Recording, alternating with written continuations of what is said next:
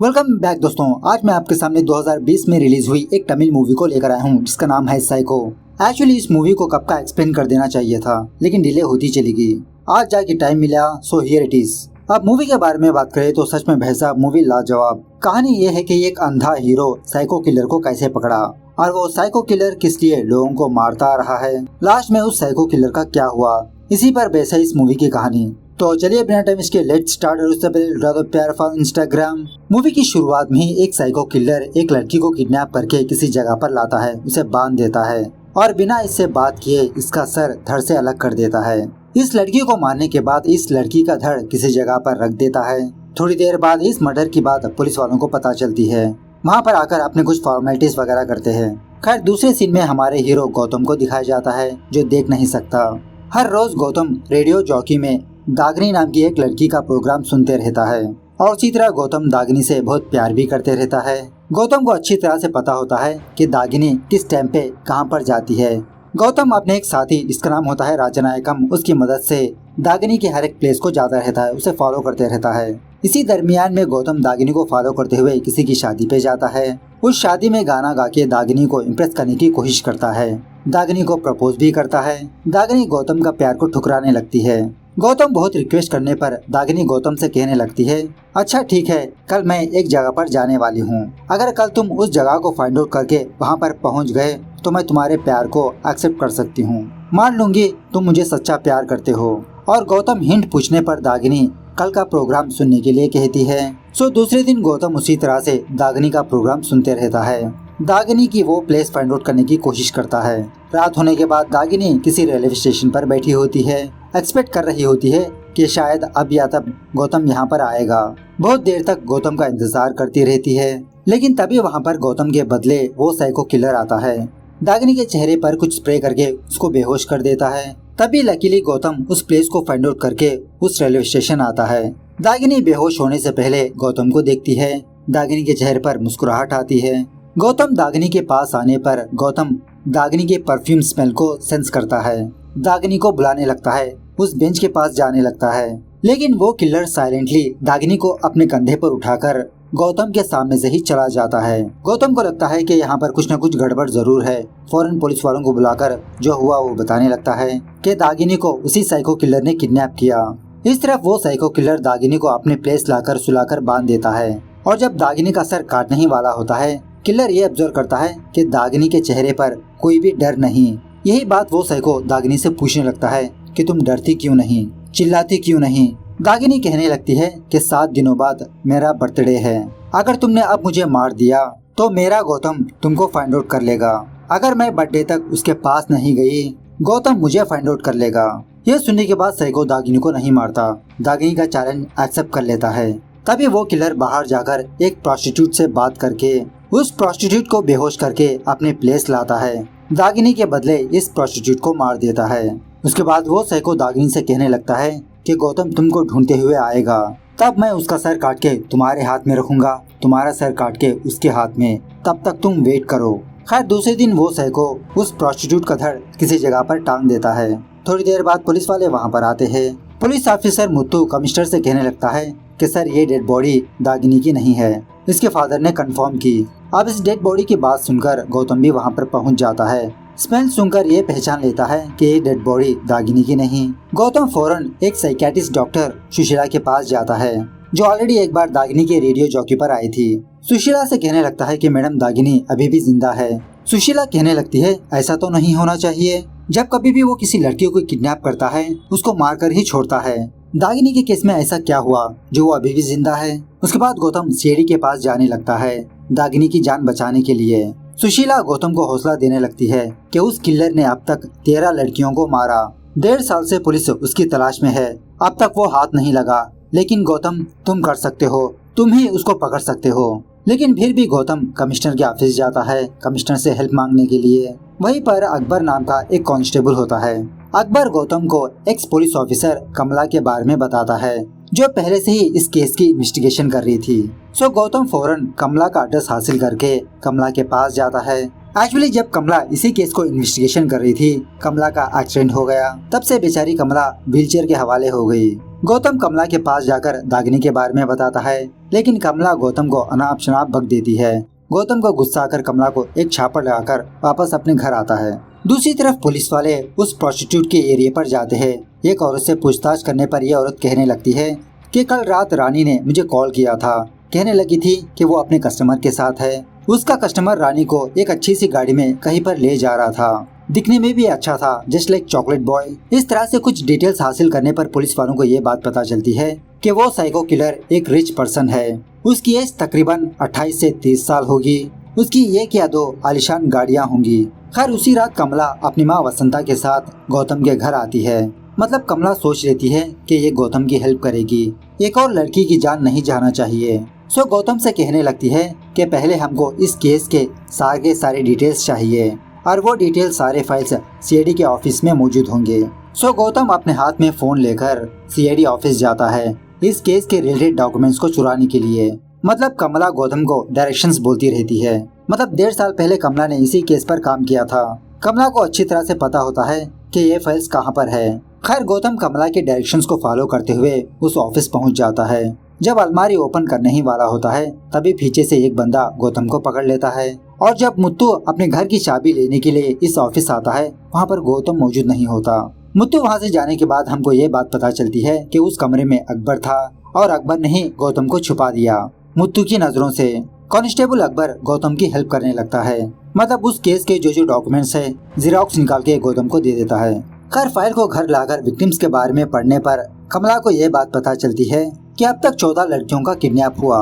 उनमें से 4 लड़कियां प्रोस्टिट्यूट है और बची लड़कियां अपने फील्ड में सक्सेसफुल रही। और इसी तरह जो लड़कियां किडनैप हुई वो दिन दहाड़े बीच रास्ते पर किडनैप हो गई। सो उसके बाद गौतम और उसकी टीम हर एक विक्टिम के घर जाकर ये जानने की कोशिश करते हैं कि उनकी बेटियां कहां से गायब हुई। वो लोग कहने लगते हैं कि घर आते समय इन लड़कियों का किडनैप हो गया। और इसी तरह गौतम ये ऑब्जर्व करता है कि जहां से लड़कियां किडनैप हुई उनकी गाड़ी से थोड़ी ही दूरी पर एक डंपस्टर है। सो इससे गौतम और कमला को ये बात समझ में आती है कि वो लड़कियां जब अपने घर जा रही थी डस्टबिन के पास कुछ देखा होगा, तभी वो लड़कियां अपनी गाड़ी को रोक दिया। खैर उसी जगह पर गौतम कुछ बच्चों को देखता है जो गली में क्रिकेट खेल रहे होते हैं। गौतम इन सारे बच्चों को चॉकलेट देकर उस दिन का इंसिडेंट पूछने लगता है। मतलब उस दिन बच्चों ने कुछ देखा होगा। उनमें से एक बच्चा गौतम से कहने लगता है कि उस दिन मैंने रूपा दीदी के हाथ में एक छोटे कुत्ते को देखा। ये जानकर गौतम और उसकी टीम ये प्रेडिक्ट करने लगते हैं कि पहले शायद किडनैपर एक क्यूट सा कुत्ता खरीदा होगा, उस कुत्ते को डस्टबिन के पास छोड़ दिया होगा जानबूझ के। और जब वो लड़कियां अपने घर जा रही थी उनकी नजर उस क्यूट कुत्ते पर पड़ती है। जब वो लड़कियां उस कुत्ते को अपने हाथ में लेते हैं तभी वो किडनैपर कहता है कि ये कुत्ता मेरा है, प्लीज आप मुझे ला के दे दो। और जब वो लड़कियां उस कुत्ते को उस किडनैपर को देने के लिए जाते हैं तब किडनैपर ने लड़कियों को किडनैप किया होगा। सो दूसरे दिन वो किलर सेम यही फार्मूले को यूज करता है। ये कुत्ते को डंपस्टर के पास छोड़ देता है। एक लड़की उस कुत्ते को देखती है। किलर उस लड़की से कहने लगता है कि ये कुत्ता मेरा ही है, मेरा पैर फ्रैक्चर हो गया, प्लीज आप मेरे कुत्ते को बैक सीट पर रख देंगे।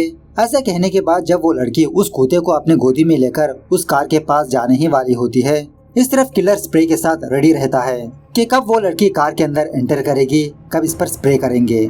लेकिन वो लड़की उस कुत्ते को पीछे रखने के बजाय सामने आकर उस किलर के हाथ में थमा देती है, क्योंकि कल कमला और गौतम ने ट्विटर पर ये ट्वीट किया था कि जहाँ पर कुत्ता देखे उनसे दूर ही रहो। इसीलिए ये लड़की इस किलर के जाल में नहीं फंसती। इस ट्वीट के बारे में जानकर वो किलर एक हैकर के पास जाता है उस ट्विटर अकाउंट को हैक करने के लिए, शायद वो पोस्ट डिलीट करने के लिए। काम होने के बाद वो साइको किलर इस हैकर को भी मार देता है। उसी शाम वो किलर उस लड़की को फाइंड आउट करके जो आज सुबह इसके हाथों से बच गई थी, इस लड़की को मार देता है। इस लड़की की लाश को भी अपनी प्लेस लाकर इसका सर धड़ से अलग कर देता है और दूसरे दिन उस लड़की के धड़ को गौतम के घर के बाहर रख देता है। उस पर यह भी लिखता है कि एडवांस हैप्पी बर्थडे। खैर गौतम ने इस लड़की के पास एक अजीब की स्मेल दिखी थी। अपने साथी राजनायकम से कहने लगता है कि कल मुझे एक काला और सफेद सुअर चाहिए। राजनायकम उसी तरह से गौतम के सामने दोनों सुअरों को लाके रखता है। उसके बाद गौतम कमला से कहने लगता है कि मैंने उस लड़की के पास सफेद सुअरों में जो स्मेल आती है ना, वो स्मेल को महसूस किया। और इस लड़की से पहले जो प्रोस्टिट्यूट मरी थी उसके पास भी मैंने यही स्मेल को महसूस किया। उस एरिया के पिक फॉर्म पर जाकर इंक्वायरी करने लगते हैं जहाँ पर स्पेशली उन चारों प्रोस्टिट्यूट का किडनैप हुआ था। लेकिन किसी भी पिक फॉर्म में इन लोगों को ऐसा यंग ओनर नजर नहीं आता जो किलर के हुलिये के साथ मैच होता हो। इसी दरमियान में मुत्तू को ये बात पता चलती है कि गौतम और उसकी टीम पिग फॉर्म्स जा रहे हैं, क्योंकि मुत्तू एक आदमी गौतम के पीछे लगाया था। मुत्तू ऐसे ही एक पिग फॉर्म जाता है और इत्तेफाक से उस पिग फॉर्म का ओनर वही किलर होता है जो लड़कियों को अब तक किडनैप करता आ रहा था। पुलिस वाले को यहाँ पर देखकर वो किलर मुत्तू को इंजेक्शन डाल के बेहोश कर देता है। मुत्तू को भी फौरन अपने प्लेस लाकर इसे बांध देता है। जब वो किलर वहाँ पर नहीं होता, दागिनी मुत्तू को होश में लाती है, कहने लगती है कि सर आप यहाँ से भाग जाओ। मुत्तू कहने लगता है मुझसे नहीं हो पाएगा। थोड़ी देर बाद वो साइको किलर मुत्तू के पास आकर उसका सर भी धड़ से अलग कर देता है और दूसरे दिन वो किलर मुत्तू के सर को किसी जगह पर रख देता है। पब्लिक ये देखकर और घबराने लगती है। इस तरफ गौतम और उसकी टीम को हर एक पिग फॉर्म चेक करने पर इनको कुछ भी रिजल्ट नहीं मिलता, लेकिन कमला को पक्का यकीन होता है कि किलर उसी किसी एक फॉर्म में मौजूद होगा। रिजल्ट ना आने पर बेचारा गौतम बहुत दुखी होता है। डिसाइड कर लेता है कि आज रात ये अपने घर में अकेला रहेगा। राजनायकम को भी अपने घर से बाहर भेज देता है। तभी थोड़ी देर बाद वो साइको किलर गौतम के घर के बाहर आता है। गौतम गाड़ी की आवाज सुन के जानबूझ के अपने घर से बाहर आता है। सेंस कर लेता है कि ये जो गाड़ी आई है ये जरूर साइको किलर की ही हो सकती है। गौतम अपने हाथ में एक कैक्टस प्लांट लेकर उस गाड़ी के पास जाता है। अब वही थोड़ी दूरी पर राजनायकम भी होता है। इस साइको किलर को गौतम के पास देखकर अपनी गाड़ी से उस साइको किलर को फॉलो करने लगता है। इन दोनों के बीच बहुत ही लंबी चेजिंग होती है, लेकिन अनफॉर्चुनेटली वो किलर राजनायकम को भी मार देता है और राजनायकम के फोन से गौतम को कॉल करके ये बताता है कि मैं दागिनी को इसके बर्थडे के दिन मार दूंगा। उसके बाद वो किलर दागिनी के पास आकर गौतम का दिया हुआ वो प्लांट, वो पौधा दागिनी को देता है। खैर दूसरे दिन बेचारे गौतम को राजनायकम के बारे में पता चलता है। अब गौतम की दो आंखें राजनायकम ही होता है, बहुत दुखी होने लगता है। पोस्टमार्टम करने वाले डॉक्टर्स गौतम को राजनायकम की बिलोंगिंग्स देते हैं। उसी तरह गौतम से ये भी कहने लगते हैं कि इस बार किलर ने राजनायकम की राइट हैंड की लिटिल फिंगर काट के ले गया। ये सब देखने के बाद गौतम कमला और उसकी माँ से कहने लगता है कि मैं और उस किलर के पीछे नहीं भागूंगा। मैं नहीं चाहता कि मेरी वजह से और लोगों की जान जाए। कमला गौतम को डांटने लगती है कि तुम इतने ही कायर थे तो मुझे बाहर क्यों ले आए, मुझे मेरे कमरे में ही रख देते। अगर मैं उस कॉलेज की सीढ़ियों से नहीं गिरती, मेरे हाथ पैर सही सलामत होते, अब तक मैं उस किलर को पकड़ भी लेती। ये सुनने के बाद गौतम कमला को दोबारा उसी कॉलेज ले जाता है। मतलब 1.5 साल पहले कमला इसी कॉलेज आई थी इस कॉलेज का फंक्शन का वीडियो चेक करने के लिए, क्योंकि इस कॉलेज की एक स्टूडेंट का भी मर्डर हो गया था। सो इसीलिए गौतम दोबारा कमला को इसी कॉलेज लाता है। फंक्शन के वीडियोस चेक करने लगती है कमला। वीडियो के दौरान कमला ये ऑब्जर्व करती है कि एक बंदा अपना चेहरा छुपा के बैठा है। कमला फौरन उस कॉलेज के प्रिंसिपल को बुलाकर उस बंदे के बारे में पूछने लगती है कि उस दिन आपके बगल में कौन बैठा था। प्रिंसिपल कहने लगता है कि मुझे पता नहीं वो कौन है, लेकिन शायद वो लेफ्ट हैंड है। उस बंदे ने मेरे पास से अपने लेफ्ट हैंड से ही पॉपकॉर्न लिया था और फंक्शन खत्म होने तक उसका राइट हैंड उसके पॉकेट में ही था। यह सुनने के बाद गौतम फौरन राजनायकम के बिलोंगिंग्स को चेक करने लगता है, तो उसमें राजनायकम की लिटिल फिंगर होती है। गौतम समझ जाता है कि मर्डरर के राइट हैंड की लिटिल फिंगर नहीं है। यही इनडायरेक्टली राजनायकम मरने से पहले हमको हिंट दिया। और उसी तरह जब वो किलर गौतम के घर आया था, गौतम ने उसकी गाड़ी का नाप ले लिया। सो गौतम और उसकी टीम उस कार की कंपनी जाकर सारे कस्टमर्स के डिटेल्स हासिल करते हैं। सो एक बंदा गौतम उसकी टीम को बताने लगता है कि मैडम उस कस्टमर का नाम है अंगुलीमाला, उनकी एक होटल और एक पिग फॉर्म भी है। सो गौतम, कमला और उसकी माँ दोबारा उसी पिग फॉर्म जाते हैं। कमला हिम्मत जुटाकर अंदर जाकर पूछने पे इसको यह बात पता चलती है कि इस पिग फॉर्म का ओनर अंगुलीमाला फिलहाल बाहर गया है। ये जानकर गौतम अंगुलीमाला के ऑफिस जाता है, उसकी कमरे की तलाशी लेने लगता है। तलाशी लेने पर गौतम और कमला को एक मैप नजर आता है। इस तरफ दागिनी उसी जगह पर एक औरत को देखती है जो बरसों से बंदी होती है। लास्ट टाइम इस औरत ने दागिनी से बीड़ी मांगा था। दागिनी अंगुलीमाला से सिगरेट पैकेट मांगकर अब इस औरत को देती है। यह औरत अपने बारे में बताने लगती है कि इसका नाम रेचल है। रेचल अंगुलीमाला की टीचर थी। अंगुलीमाला एक ऑर्फनेज में पला बड़ा। बचपन में रेचल ने अंगुलीमाला को पनिशमेंट दिया था, उसी का बदला अंगुलीमाला रेचल से ले रहा है। और उसी जगह पर दागिनी एक पुलिस वाले की लाश को भी देखती है। इस तरफ कमला उस मैप में माचिस की तीलियां चिपकाती है। गौतम अपने उंगलियों के सहारे से इस मैप को याद करने लगता है। गौतम और कमला ठान लेते हैं कि ये दोनों उस जगह पर जाकर दागिनी को वहाँ से ले आएंगे। कमला डायरेक्शंस बोलती रहती है, गौतम ड्राइविंग करते रहता है। इस तरफ अंगुलीमाला दागिनी को किसी जगह पर लाके चेयर पे बिठा देता है और वहीं पर अपोजिट साइड में इसकी टीचर रेचल भी होती है। एक्चुअली अंगुलीमाला अपने बचपन में जो इंसिडेंट हुआ वो दोबारा रिक्रिएट करता है यहाँ पर। बचपन में अंगुलीमाला मास्टरबेट करने पर रेचल इसको सजा दी। उस वक्त रेचल अंगुलीमाला को हर रोज 60 बार मारा करती थी। अंगुलीमाला रेचल से गिड़गिड़ाने लगता है कि टीचर मुझे माफ करो, मुझसे गलती हो गई। मतलब इस तरह का एक सीन चलता है यहाँ पर। इस तरफ गौतम और कमला ये दोनों उस पुरानी फैक्ट्री पहुंच जाते हैं। इस तरफ जब अंगुलीमाला दागिनी को मारने ही वाला होता है, दागिनी अंगुलीमाला से पूछने लगती है कि उस रूम में जो पुलिस वाले की डेड बॉडी थी वो किसकी है। अंगुलीमाला कहने लगता है कि बचपन में जब वो पुलिस वाला मुझे जुवेनाइल होम ले जा रहा था, रास्ते में उसने मेरे साथ कांड किया, इसलिए मैंने उस पुलिस वाले का ये हाल बनाया। तभी गौतम उस फैक्ट्री के अंदर एंटर होने पर वहाँ का अलार्म बजने लगता है।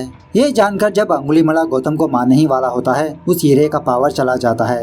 एक्चुअली कमला की माँ वसंता उस हीरे का पावर कट कर देती है। अंधेरे में अंगुलीमाला गौतम को ढूंढने लगता है, गौतम को बुलाने लगता है कि मैं हार गया, तुम जीत गए, या तो तुम मरो या मुझे मार दो। तभी गौतम अंगुलीमाला के सामने आने पर अंगुलीमाला गौतम के पेट में स्टैब करता है। गौतम अंगुलीमाला को करंट शॉक देके उसे बेहोश करता है। अंगुलीमाला बेहोश होने के बाद इसके पैरों को बांध देता है, जंजीरें डाल देता है। उसके बाद गौतम फौरन दागिनी को फाइंड आउट करके उसके हाथ पैर खोल देता है। और जब ये दोनों वहाँ से जा रहे होते हैं, अंगुलीमाला चीखने चिल्लाने लगता है कि टीचर मुझे यहाँ पर अकेला छोड़ के मत जाओ, मैं अकेला रहना नहीं चाहता, प्लीज। ये देखकर दागिनी उसकी पैरों की बेड़ियों की चाबी वहीं पर रख के ये दोनों वहाँ से चले जाते हैं। और जब अंगुलीमाला उस चाबी को हासिल करने के लिए आगे बढ़ रहा होता है, तभी रेचल टीचर उस चाबी को हासिल करके खा लेती है। अंगुलीमाला फौरन रेचल के पास जाकर उसका पेट फाड़ के वो चाबी हासिल कर लेता है। अपने पैरों की जंजीरें खोलकर जब तक वो बाहर जाता, तब तक गौतम, दागिनी, कमला वहाँ से निकल चुके होते हैं। खैर दूसरे दिन पुलिस वाले दागिनी को प्रेस के सामने बिठाते हैं। दागिनी से पूछने पर दागिनी अपना बयान ये देने लगती है कि मैंने उस बंदे के अंदर एक मर्डरर नहीं बल्कि एक मासूम बच्चे को देखा। ऐसा मासूम बच्चा जो बरसों से अकेला है। अगर मैं ही उसकी माँ और बहन होती तो मैं उस साइको किलर को बहुत प्यार करती, वो बंदा साइको किलर नहीं बनता। इस तरह से बहुत ही सिंपैथी से बात करने लगती है। अब यही इंटरव्यू अंगुलीमाला देख रहा होता है, समझ जाता है कि अब जाके किसी ने इसको समझा, किसी ने इसको प्यार भरी निगाहों से तो देखा। अपनी गलती और हार मानकर अंगुलीमाला एक पहाड़ी से नीचे जंप लगाकर सुसाइड कर लेता है। इस तरह से ये मूवी यहाँ पर दी एंड होती है। तो मूवी कैसे लगी कमेंट करके बताना जरूर। मिलता है अगली वीडियो में, तब तक take care, bye bye, see you soon.